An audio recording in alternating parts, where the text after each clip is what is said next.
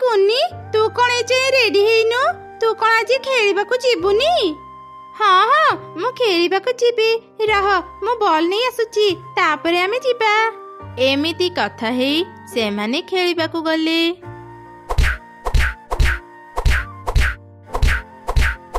କୁନି ଅନେକ ସମୟ ତ ଖେଳିଲେ, ଚାଲେ ବି ଝରଣା ପାଖରୁ ବୁଲି ଆସିବା। ଆଚ୍ଛା ଠିକ ଅଛି, ଚାଲ ଯିବା। ଚିକି କିଛି ସମୟ ପରେ ସନ୍ଧ୍ୟା ହେଇଯିବ, ଚାଲେ ବି ଘରକୁ ଯିବା। ହଁ ହଁ ଘରକୁ ଯିବା, ହେଲେ ତୁ ଏତେ ବ୍ୟସ୍ତ କାହିଁକି ହେଉଛୁ? ମୁଁ ଏବେ ଉଡୁଛି, ତୁ ମତେ ଆଗ ଧରିକି ଦେଖା। ତୁ ଯଦି ମତେ ଧରିଦେବୁ ମୁଁ ତୋର ଗୋଟେ କଥା ମାନିବି। ଏବେ ତୁ ମତେ ଧରିକି ଦେଖା। ଆଚ୍ଛା ଦେବେ, ମୁଁ ତତେ ଏବେ ଧରିକି ଦେଖାଉଛି। ତୁ ମତେ ଧରି ପାରିବୁନି। ରହ ରହ, ମୁଁ ଏବେ ତତେ ଧରୁଛି। ଚିକି ମତେ ଭାରି ଥକା ଲାଗିଲାଣି, ମୁଁ ଆଉ ଉଡି ପାରିବିନି। ଏମିତି କହି କୁନି ତଳକୁ ଗଲା। ସେତେବେଳେ ସେ ଗୋଟେ କଦଳୀ ଗଛରେ ଏକ ବଡ ଆମ୍ବ ଝୁଲିଥିବାର ଦେଖି ତ ଆଶ୍ଚର୍ଯ୍ୟ ହେଇଗଲା। ମୁଁ ଏ କେମିତିକା ଅଦ୍ଭୁତ ଘଟଣା ଦେଖୁଛି। କଦଳୀ ଗଛରେ ଗୋଟେ ଆମ୍ବ ଫଳିଛି। ମୁଁ ଥକି ଯାଇ କୌଣସି ସ୍ୱପ୍ନ ଦେଖୁନି ତ? ଏତେ ବଡ ଆମ୍ବ କଦଳୀ ଗଛରେ ଫଳିଛି। କିରେ କୁନି ତୁ ରହିଗଲୁ କାହିଁକି? ତୁ ମତେ ଧରି ପାରିଲୁନି, ମୁଁ ଜିତିଗଲି, ତୁ ହାରିଗଲୁ। ଚିକି ଏଠାକୁ ଆସେ, ଦେଖି ଯା ଗୋଟେ କଦଳୀ ଗଛରେ କେମିତି ଆମ୍ବ ଫଳିଛି। ନା ନା ମୁଁ ତଳକୁ ଯିବିନି, ମୁଁ ତଳକୁ ଗଲେ ତୁ ମତେ ଧରିବୁ, ସେଥିପାଇଁ ଏମିତି ବାହାନା କରି ଡାକୁଛୁ ନା? ଆରେ ମୁଁ ମିଛ କହୁନି, ସତ କହୁଛି, ଥରେ ତଳକୁ ଆସି ଦେଖେ। ଆରେ ସତରେ ତ, ଏତେ ବଡ ଆମ୍ବ, ନିଶ୍ଚୟ ଖାଇବାକୁ ବି ମଜା ଲାଗିବ। ମା ବାପା ଏ ଆମ୍ବ ଦେଖିଲେ ଖୁବ ଖୁସି ହେଇଯିବେ। ମୁଁ ଆଗ ଏ ଆମ୍ବ ଦେଖିଛି ମାନେ ମୁଁ ଏ ଆମ୍ବ ଘରକୁ ନେବି। ତୁ ନୁହଁ, ମୁଁ ଏ ଆମ୍ବ ଘରକୁ ନେବି। ତୁ ଏଠୁ ଚାଲିଯା, ତୁ ଏଠୁ ଚାଲିଯା, ଜମା ବି ଏ ଆମ୍ବରେ ହାତ ଦେବୁନି, ନହେଲେ ମୁଁ ତତେ ଛାଡ଼ିବିନି।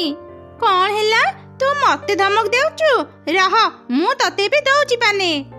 ଏମିତି କହି କାଉଛୁଆ ଆଉ ଚଢ଼େଇଛୁଆ ଭିତରେ ଖୁବ୍ ଜୋରେ ଲଢ଼େଇ ହେଲା। କାଉଛୁଆ ଯେମିତି ଥକି ପଡ଼ିଲା, ଚଢ଼େଇଛୁଆ ଶୀଘ୍ର ସେ ବଡ଼ ଆମ୍ବ ଧରି ନିଜ ଘରକୁ ଚାଲିଗଲା। ଏସବୁ ଦେଖି କାଉଛୁଆ କାନ୍ଦିଲା। ସେ ଶୀଘ୍ର ତା ବାପା ମାଙ୍କ ପାଖକୁ ଯାଇ ସବୁ ଘଟଣା କହିଲା। ସବୁ ଶୁଣି କାଉ ଆଉ ତାର ସ୍ତ୍ରୀ ମନରେ ଲୋଭ ଆସିଲା। କଣ ହେଲା ବଡ଼ ଆମ୍ବ? ମୁଁ ଅନେକ ଦିନରୁ ଆମ୍ବ ଖାଇନି। ଆରେ ଶୁଣ ନା, ଚାଲ ଆମେ ସେ ଚଢ଼େଇ ପାଖରୁ ଆମ୍ବ ନେଇ ଆସିବା। ହଁ ତୁ ଠିକ କହିଲୁ, ଚାଲ ଯିବା। ମା ସବୁ ତ ଶୁଣିଲ, ସେ ଚିକି ତା ବାପା ମାଙ୍କୁ ଧରି ଏଠାକୁ ଆସିବା ପୂର୍ବରୁ ଚାଲ ଆମେ ଆମ୍ବକୁ କାଟି ଖାଇନେବା। ଯେମିତି ଚଢ଼େଇ ଛୁଆ ଆମ୍ବ କାଟିବାକୁ ବାହାରିଲା, କାଉଛୁଆ ତା ବାପା ମାଙ୍କୁ ଧରି ସେଠି ପହଞ୍ଚିଗଲା। ରହିଯା ବଦମାସ ଛୁଆ, ମୋ ଝିଅ ପାଇଥିବା ଆମ୍ବକୁ ତୁ କାଟୁଛୁ? ତୁ ଆମକୁ ସେ ଆମ୍ବ ଦେଇଦେ। ନା, ଏ ଆମ୍ବ ମୋ ଝିଅ ପାଇଛି ମାନେ ଏ ଆମ୍ବ ଆମର। ତମେ ମାନେ ଆମକୁ ଧମକ ଦିଅନି, ଏ ଆମ୍ବ ଆମେ ଖାଇବୁ। ମା ବାପା ଏମାନଙ୍କ ସହ କଥା କାହିଁକି ହେଉଛ? ଜୋର କରି ଛଡ଼େଇ ଆଣ, ଏ ଆମ୍ବଟା ବହୁତ ବଡ଼, ଆମେ 3 ଜଣ ଖାଇଲେ ଆମ ପେଟ ପୁରିଯିବ। ମା ଏ ଆମ୍ବ ଏମାନଙ୍କୁ ଦିଅନି, ଶୀଘ୍ର ଆମ୍ବଟାକୁ ଲୁଚେଇ ଦିଅ। ଲୁଚେଇକି କିଛି ଲାଭ ନାହିଁ। ଚଢ଼େଇ ତୁ ଭଲରେ ଆମକୁ ସେ ଆମ୍ବ ଦେଇଦେ, ନହେଲେ। ନା ମୁଁ ଜମା ବି ଦେବିନି। ଦରକାର ହେଲେ ମୁଁ ମୁଖିଆଙ୍କ ପାଖକୁ ଯିବି, ତଥାପି ତମମାନଙ୍କୁ ମୁଁ ଏ ଆମ୍ବ ଦେବିନି। କଣ ହେଲା, ତୁ ଆମକୁ ଭୟ ଦେଖାଉଛୁ? ଏବେ ଦେଖ ଆମେ ତୋର କଣ ଅବସ୍ଥା କରୁଛୁ। ଏମିତି କହି କାଉ ଆଉ ଚଢ଼େଇ ଭିତରେ ଲଢ଼େଇ ହେଲା। ମା ଚଢ଼େଇ କାଉମାନଙ୍କ ସହ ଲଢ଼େଇରେ ପାରିଲାନି। କାଉମାନେ ଚଢ଼େଇ ପାଖରୁ ଆମ୍ବ ଛଡ଼େଇକି ନେଇଗଲେ। ମୁଁ କେତେ କଷ୍ଟରେ ଗୋଟେ ଆମ୍ବ ପାଇଥିଲି, ସେମାନେ ମୋ ଆମ୍ବ ନେଇଗଲେ। ଜାଣିଛ ମା, ମତେ ଆମ୍ବ ଖାଇବାକୁ ଆଜି ଭାରି ଇଚ୍ଛା ହେଉଥିଲା। କାନ୍ଦିରେ ମା, ଏ ଆମ୍ବ ପାଇଁ ତ କାଉମାନେ ମତେ ଏବେ ମାରି ଦେଇଥାନ୍ତେ। ମୁଁ ତତେ ବଜାରରୁ ଆମ୍ବ କିଣିକି ଆଣିଦେବି, ତୁ ଜମା ମନ ଦୁଃଖ କରନି। ଏମିତି ଶୁଣି ଚଢ଼େଇ ଛୁଆ କାନ୍ଦ ବନ୍ଦ କଲା। ସେପଟେ ଗୋଟେ ପିଶାଚି କଦଳୀ ଗଛ ପାଖକୁ ଆସି ଦେଖିଲା ସେଠି ତା ବଡ଼ ଆମ୍ବ ନାହିଁ। ଏ କ'ଣ ଏମିତି ହେଇପାରିବନି। ମୋ ଆମ୍ବକୁ କିଏ ଚୋରି କରି ନେଲା? ଅଳ୍ପ ସମୟ ପାଇଁ ମୁଁ ପାଣି ପିଇବାକୁ ଯାଇଥିଲି, ସେଇ ଭିତରେ ମୋ ଆମ୍ବ ଚୋରି ହେଇଗଲା। ସେ ଆମ୍ବରେ ମୋର ସବୁ ଶକ୍ତି ଅଛି। ଯିଏ ବି ସେ ଆମ୍ବ ନେଇଛି ମୁଁ ତାକୁ ଛାଡ଼ିବିନି ମୁଁ ତାକୁ। ଏମିତି କହି ପିଶାଚି ଧ୍ୟାନ କଲା। ଆଉ ସେ ଜାଣିଗଲା କାଉମାନଙ୍କ ପାଖରେ ତ ଆମ୍ବ ଅଛି। ସେ ଶୀଘ୍ର ତାଙ୍କ ପାଖକୁ ଗଲା। ସେପଟେ ବାପା ମା, ମୁଁ ଆଜି ବହୁତ ଖୁସି। ଆମେ କୁନି ପାଖରୁ ଆମ୍ବ ଛଡେଇ ଆଣି ବହୁତ ବଢିଆ କଲେ। ଏବେ ଯାଅ ମା, ଶୀଘ୍ର ଏ ଆମ୍ବ କାଟିକି ଆଣ। ଆମ୍ବ ଦେଖି ମୋ ଭୋକ ବଢିଗଲାଣି। ଯେମିତି କାଉର ସ୍ତ୍ରୀ ଆମ୍ବ କାଟିବାକୁ ଗଲା, ପିଶାଚି ସେଠାକୁ ଚାଲି ଆସିଲା। ଏଇ ଜମା ବି ମୋ ଆମ୍ବରେ ହାତ ଦେନି। ମୋ ଆମ୍ବର କିଛି ହେଲେ ମୁଁ ତତେ ଛାଡ଼ିବିନି। ଭଲରେ ମତେ ମୋ ଆମ୍ବ ଫେରେଇ ଦେ। କେତେ କଷ୍ଟ କରି ଆମେ ଏବେ ଆମ୍ବ ଆଣିଲୁ, ଆଉ ଇଏ ଆମକୁ ଆସି ଆମ୍ବ ମାଗୁଛି। କିଏ ରେ ତୁ? ଭଲରେ ଏଠୁ ଚାଲିଯା, ନହେଲେ ମୋ ଶକ୍ତିଶାଳୀ ସ୍ୱାମୀ ଚଢେଇ ପରି ତତେ ବି ମାରିବେ। ମୁଁ ଚଢେଇ ନୁହଁ ଯେ ତୋ ସ୍ୱାମୀ ମତେ ମାରିବ। ମୁଁ ଏ ଆମ୍ବର ମାଲିକ। ମୁଁ ହେଉଛି ପିଶାଚି। କଣ ହେଲା? ତୁ ଗୋଟେ ପିଶାଚି? ବଞ୍ଚାଅ, ମତେ କେହି ବଞ୍ଚାଅ। ପିଶାଚି ଘରକୁ ଆସିଛି। ଆରେ କିଏ କୁଆଡେ ଗଲ? ଆରେ କ'ଣ ହେଲା? ତୁ ଆମ୍ବ ନ କାଟି ଏମିତି ପାଟି କାହିଁକି କରୁଛୁ? ଆମ୍ବ କେମିତି କାଟିବି? ଆମ୍ବର ମାଲିକ ଏଠାକୁ ଚାଲି ଆସିଛି। ଏଇ ଦେଖ ପିଶାଚି। କ'ଣ ହେଲା? ଏ ଆମ୍ବର ମାଲିକ ପିଶାଚି? ଆମେ ପିଶାଚିର ଆମ୍ବ ନେଇ ଆସିଛେ। ପିଶାଚି ଆଜ୍ଞା, ଆମକୁ ଛାଡ଼ି ଦିଅ। ଆମେ ଆମ୍ବ ଆଣିନୁ, ଚଢ଼େଇ ଆମ୍ବ ଆଣିଛି। ଚୁପ୍ କର ତମେ ମାନେ। ମୁଁ ନିଜ ଆଖିରେ ଦେଖୁଛି ତମେ ମାନେ ମୋ ଆମ୍ବ ଆଣି ଏଠି କାଟୁଛ, ଆଉ ମତେ ମିଛ କହୁଛ। ରୁହ, ମୁଁ ଏବେ ତମ ମାନଙ୍କୁ ଶାସ୍ତି ଦେଉଛି। ଏମିତି କହି ପିଶାଚି ତା ଯାଦୁ ଶକ୍ତିରେ ଗୋଟେ ବଡ ଜୋତା ଆଣି କାଉମାନଙ୍କୁ ପିଟିଲା। ତାପରେ ସେ ତା ଆମ୍ବକୁ ନେଇ ସେଠାରୁ ଚାଲିଗଲା। ସେପଟେ ମା ଚଢ଼େଇ କୁନି ପାଇଁ ବଜାରରୁ କିଛି ଆମ୍ବ କିଣି ଆଣିଲା। ଆମ୍ବ ଦେଖି କୁନି ଖୁବ୍ ଖୁସି ହେଇଗଲା ଆଉ ଖାଇଲା। ଆରେ ଏତେ ସୁନ୍ଦର ବାକ୍ସକୁ ଏଠି କିଏ ପକେଇଛି? ମୁଁ ଖୋଲିକି ଦେଖେ ବାକ୍ସ ଭିତରେ କଣ ଅଛି।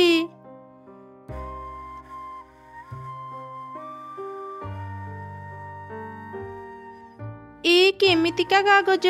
ଏଥିରେ କଣ ଲେଖା ହେଇଛି? ମୁଁ ତ କିଛି ବି ବୁଝିପାରୁନି। ଏମିତି ଚଢ଼େଇ ସେ କାଗଜକୁ ଦେଖୁଥିଲା। ସେହି ସମୟରେ କାଉ ସେ ରାସ୍ତାରେ ଯାଉଥିଲା। ସେ ଚଢ଼େଇକୁ ଦେଖି ତା ପାଖକୁ ଆସିଲା। ଆରେ ଚଢ଼େଇ, ତୁ ଏଇଟା କଣ କାଗଜ ଧରିଛୁ? ଏଥିରେ କଣ ଲେଖା ହେଇଛି? ଜାଣିନି କାଉ, ମୁଁ ଏ କାଗଜକୁ ଗୋଟେ ବାକ୍ସ ଭିତରେ ପାଇଲି। ଏଇ କାଗଜରେ କଣ ଲେଖା ହେଇଛି ମୁଁ କିଛି ବୁଝିପାରୁନି। ଆଚ୍ଛା, ମତେ ଟିକେ ସେ କାଗଜ ଦେଖେଇଲୁ। ଆରେ ଏଇଟା ତ ଗୋଟେ ନକ୍ସା, ହେଲେ ଏଥିରେ କଣ ଲେଖା ହେଇଛି ମୁଁ ବି ବୁଝିପାରୁନି। ନିଶ୍ଚୟ ଗୁପ୍ତଧନ ବିଷୟରେ ଲେଖା ହେଇଥିବ। ମୁଁ ଏକଥା ଚଢ଼େଇକୁ କହିବିନି। କାଉ, କାଗଜ ଦେଖି ତୁ କିଛି ବୁଝିପାରିଲୁ? ନା ରେ ଚଢ଼େଇ, ମୁଁ କିଛି ବି ବୁଝିପାରିଲିନି। ମୁଁ ଗୋଟେ କାମ କରେ, ମୁଁ ଏ କାଗଜର ଫଟୋ ଉଠେଇ ମୋ ସ୍ୱାମୀକୁ ଦେଖାଏ। ସେ କାଗଜରେ କଣ ଲେଖା ହେଇଛି କହିପାରିବେ। ହଁ, ମୋ ସ୍ୱାମୀ ବି କାଗଜର ଲେଖା ବୁଝିପାରନ୍ତି। ମୁଁ ଘରକୁ ଗଲେ ତାଙ୍କୁ ଏ କାଗଜ ଦେଖେଇବି। ଏମିତି କହି କାଉ ସେ କାଗଜର ଫଟୋ ଉଠେଇ ଶୀଘ୍ର ତା ସ୍ୱାମୀ ପାଖକୁ ଗଲା। ଆରେ ଶୁଣ, ମୁଁ ଗୋଟେ ଖୁସି ଖବର ନେଇ ଆସିଛି। କ'ଣ ଖୁସି ଖବର ଆଣିଛୁ? ତୁ ସତ କହୁଛୁ? ତୁ ଗୁପ୍ତଧନର ନକ୍ସା ପାଇଛୁ? ଆମେ ଯଦି ସେ ଗୁପ୍ତଧନ ପାଇଯିବା, ଆମେ ଅନେକ ଧନୀ ହେଇଯିବା। ତା ତ ହେବା, କିନ୍ତୁ ଚଢ଼େଇ ମାନେ ନକ୍ସା ବୁଝି ସେ ଜାଗାକୁ ଯିବା ପୂର୍ବରୁ ଆମେ ଆଗ ସେ ଜାଗାକୁ ଯିବା, ଆଉ ସେ ଗୁପ୍ତଧନ ନେଇ ଆସିବା। ହଁ, ତୁ ଠିକ୍ କହିଲୁ। ରହ, ମୁଁ ଏବେ ଦୋକାନ ବନ୍ଦ କରୁଛି, ତାପରେ ଆମେ ସେଠାକୁ ଯିବା। ତାପରେ କାଉମାନେ ଦୋକାନ ବନ୍ଦ କରି ନକ୍ସା ଦେଖି ଦେଖି ଆଗକୁ ଗଲେ।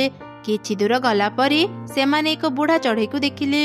ବୁଢା ଚଢ଼େଇ ଯେମିତି କାଉମାନଙ୍କୁ ଦେଖିଲା, ସେ ତାଙ୍କ ପାଖକୁ ଆସିଲା। ତମେ ମାନେ ନକ୍ସା ଦେଖି ଦେଖି ଏଠାକୁ ଆସିଛ ନା? ହଁ, ହେଲେ ତମେ ଏକଥା କେମିତି ଜାଣିଲ? ଆମେ ତ କାହାକୁ ବି ଏ ବିଷୟରେ କହିନୁ। ମୁଁ ସବୁ ଜାଣେ, ଆଉ ତମେ ମାନେ ଯଦି ଚାହିଁବ ମୁଁ ତମମାନଙ୍କୁ ସଠିକ ଗୁପ୍ତଧନ ଥିବା ଜାଗାରେ ପହଞ୍ଚେଇ ଦେବି। ତୁମେ ଯଦି ଗୁପ୍ତଧନର ଠିକଣା ଜାଣିଛ ତେବେ ତୁମେ ନିଜେ କାହିଁକି ସେ ଗୁପ୍ତଧନ ନେଇ ଆସୁନ? କାରଣ ମୋ ମନରେ ଗୁପ୍ତଧନ ପ୍ରତି ଲୋଭ ନାହିଁ। ତାହେଲେ ତୁମେ ଆମକୁ କାହିଁକି ସେ ଗୁପ୍ତଧନ ଦେବାକୁ ଚାହୁଁଛ? ମୁଁ ଜଙ୍ଗଲ ଠାରୁ ବହୁତ ଦୂରରେ ରୁହେ। ମୁଁ ଗରିବ ଚଢ଼େଇମାନଙ୍କୁ ଜାଣିନି, ସେଥିପାଇଁ ତମମାନଙ୍କୁ ମୁଁ ସେ ଗୁପ୍ତଧନ ଦେବାକୁ ଚାହୁଁଛି। ତମେମାନେ ନିଜେ କିଛି ଗୁପ୍ତଧନ ରଖି ବାକି ସବୁ ଗରିବମାନଙ୍କୁ ସାହାଯ୍ୟ କରିବ। ମୁଁ କେବଳ ଏତିକି ଚାହୁଁଛି। ହା ହା ହା, ତ ଚାଲାକି ମୁଁ ବୁଝିଗଲି। ତୁ ଏକୁଟିଆ ଗୁପ୍ତଧନ ଥିବା ଜାଗାକୁ ଯିବା ପାଇଁ ଡରୁଛୁ। ଆମ ସାଙ୍ଗରେ ଗଲେ ତୁ ବି ସେ ଗୁପ୍ତଧନରୁ ଭାଗ ନେବୁ, ସେଥିପାଇଁ ଆମକୁ ଏକଥା କହୁଛୁ। ତତେ ଆମେ ସାଙ୍ଗରେ ନେବୁନି, ଆମେ ନିଜେ ହିଁ ନକ୍ସା ଦେଖି ଗୁପ୍ତଧନ ପାଖରେ ପହଞ୍ଚିଯିବୁ। ଏମିତି କହି କାଉମାନେ ସେଠାରୁ ଚାଲିଗଲେ। ସେମାନେ ନକ୍ସା ଦେଖି ଦେଖି ଆଗକୁ ଯିବା ସମୟରେ ଏକ ଗୁମ୍ଫା ପାଖରେ ପହଞ୍ଚିଲେ। ନକ୍ସାରେ ତ ଏ ଗୁମ୍ଫାର ଛବି ଅଛି। ଗୁମ୍ଫା ଭିତରେ ବୋଧେ କେହି ନାହାନ୍ତି। ନିଶ୍ଚୟ ଏ ଗୁମ୍ଫା ଭିତରେ ଗୁପ୍ତଧନ ଥିବ। ଚାଲେ ଆମେ ଗୁମ୍ଫା ଭିତରକୁ ଯିବା।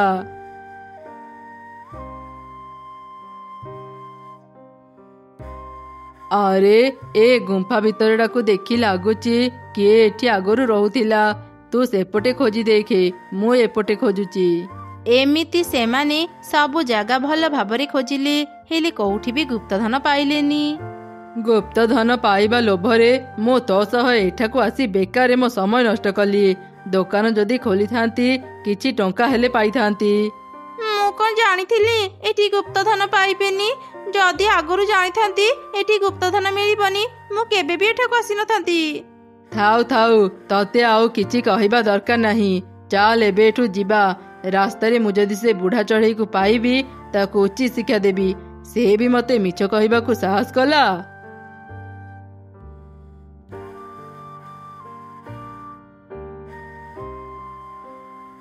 ନିଜ ଜଙ୍ଗଲକୁ ତ ଫେରି ଆସିଲି, ତଥାପି ମୁଁ ସେ ବୁଢ଼ା ଚଢ଼େଇକୁ ପାଇଲିନି। ସେ ବୋଧେ ଭୟରେ ଏଠାରୁ ଚାଲି ଯାଇଥିବ। ମୋ କଥା ଶୁଣ, ଆମେ ଗୁପ୍ତଧନ ନ ପାଇଲେ ଏ କଥା ଚଢ଼େଇକୁ କହିବୁନି। ମୁଁ ଚାହେଁ ସେମାନେ ବି ଆମ ପରି ହଇରାଣ ହୁଅନ୍ତୁ। ଆଚ୍ଛା ଠିକ ଅଛି, ତୁମେ ଯେମିତି କହିବ ମୁଁ ସେମିତି କରିବି। ଏମିତି କଥା ହିଁ ଦୁଇ କାଉ ନିଜ ଘରକୁ ଫେରିଗଲେ। ସେପଟେ ଚଢ଼େଇ ତାର ସ୍ୱାମୀକୁ ନକ୍ସା ଦେଖେଇ ସବୁ ଘଟଣା କହିଲା। ଏ କାଗଜକୁ ଦେଖି ଲାଗୁଛି ଏଇଟା ଗୋଟେ ନକ୍ସା। ହେଲେ ଏମିତି ଗୋଟେ ନକ୍ସାକୁ କିଏ ରାସ୍ତାରେ ରଖିଥିଲା? ମତେ ଲାଗୁଛି ନିଶ୍ଚୟ କିଏ ବିପଦରେ ପଡ଼ିଥିବ। ସେ ସାହାଯ୍ୟ ପାଇବା ଆଶାରେ ଏମିତି ନକ୍ସା ବନେଇ ରାସ୍ତା ଉପରେ କାଗଜ ରଖିଥିବ। ଚାଲ ଆମେ ସେ ଜାଗାକୁ ଥରେ ଯାଇ ଦେଖିବା ସେଠି କଣ ଅଛି। ଆଚ୍ଛା ଠିକ ଅଛି, ଚାଲ ଯିବା। ତାପରେ ସେ ଦୁଇ ଚଢ଼େଇ ନକ୍ସା ଦେଖି ଦେଖି ଆଗକୁ ଗଲେ। କିଛି ଦୂର ଗଲା ପରେ ତାଙ୍କ ସାମ୍ନାକୁ ସେ ବୁଢ଼ା ଚଢ଼େଇ ଆସିଲା। ତମେ ମାନେ ନକ୍ସା ଦେଖି ଦେଖି ଆଗକୁ ଯାଉଛ ନା? ହଁ, ହେଲେ ଆପଣ ଏ କଥା କେମିତି ଜାଣିଲେ? ମୁଁ ସବୁ ଜାଣେ, ଆଉ ଏ କଥା ବି ଜାଣେ ସେ ନକ୍ସାରେ ଯୋଉ ଜାଗା ଅଛି ସେଠି ଗୁପ୍ତଧନ ଅଛି। ତମେ ମାନେ ଚାହିଁଲେ ମୁଁ ତମମାନଙ୍କୁ ସେ ଗୁପ୍ତଧନ ଜାଗାକୁ ନେଇପାରିବି। କଣ ହେଲା? ସେ ଜାଗାରେ ଗୁପ୍ତଧନ ଅଛି? ତାହେଲେ ଆପଣ ଗୁପ୍ତଧନ ନ ନେଇ ଆମକୁ କାହିଁକି ଦେଉଛନ୍ତି? କାରଣ ମୋ ମନରେ ଗୁପ୍ତଧନ ପ୍ରତି ଲୋଭ ନାହିଁ, ଆଉ ମୁଁ ଗରିବ ମାନଙ୍କୁ ବି ଜାଣିନି। ସେଥିପାଇଁ ମୁଁ ତମମାନଙ୍କୁ ଗୁପ୍ତଧନ ଦେଉଛି। ତମେ ମାନେ କିଛି ରଖି ବାକି ଗୁପ୍ତଧନ ଗରିବଙ୍କ ଭିତରେ ବାଣ୍ଟି ଦେବ। ଆପଣ ଯଦି ସେମିତି ଚାହୁଁଛନ୍ତି ତେବେ ଠିକ ଅଛି, ଆମେ ଗୁପ୍ତଧନ ଗରିବଙ୍କ ଭିତରେ ବାଣ୍ଟି ଦେବୁ। ସେମାନଙ୍କ କଥା ଶୁଣି ବୁଢ଼ା ଚଢ଼େଇ ଖୁସି ହେଇଗଲା, ଆଉ ସେମାନଙ୍କୁ ଗୁପ୍ତଧନ ଥିବା ଜାଗାକୁ ନେଇଗଲା। ଏଇ ସେଇ ଜାଗା, ଏ ଗୁମ୍ଫା ଭିତରେ ଗୁପ୍ତଧନ ଅଛି। ଯାଅ ଗୁମ୍ଫା ଭିତରୁ ଗୁପ୍ତଧନ ନେଇ ଆସ। ଭୟ କରନି, ଗୁମ୍ଫା ଭିତରେ କେହି ବି ନାହାନ୍ତି।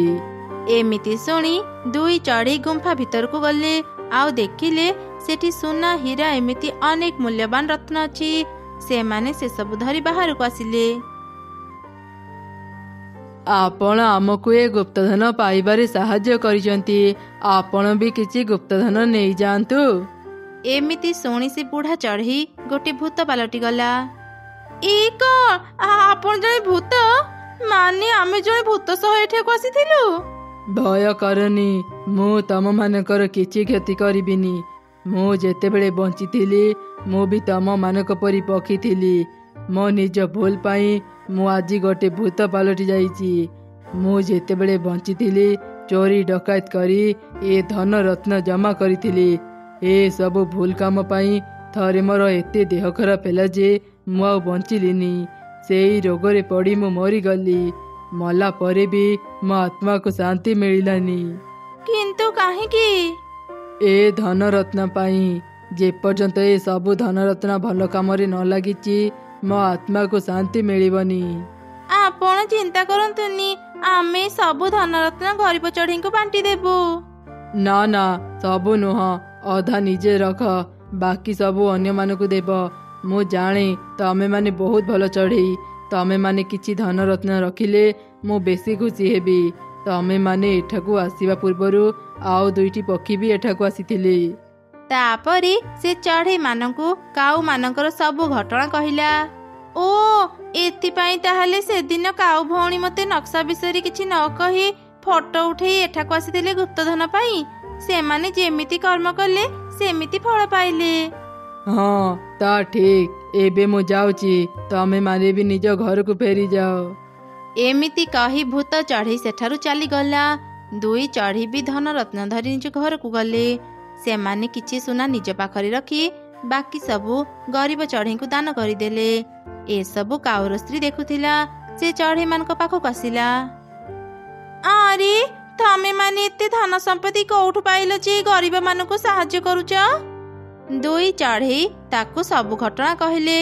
ସବୁ ଶୁଣି କାଉ ମନ ଦୁଃଖରେ ନିଜ ଘରକୁ ଗଲା ଆଉ ତାର ସ୍ୱାମୀକୁ ସବୁ କଥା କହିଲା। ସବୁ ଜାଣି 2 କାଉ ନିଜ ଲୋଭ ପାଇଁ ଅଫସୋସ କରୁଥିଲେ।